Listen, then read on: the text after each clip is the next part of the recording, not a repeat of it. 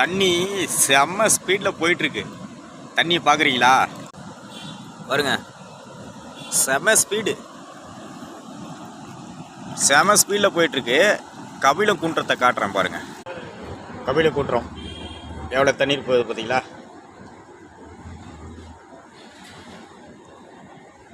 இங்கே ஒரு ஆடு நின்றுட்டுருக்கு. கபிலகுன்றம் ஃபுல்லாக எவ்வளோ தண்ணீர் போகுது பாருங்கள். திருக்கோயிலூர் கபிலகுன்றம்.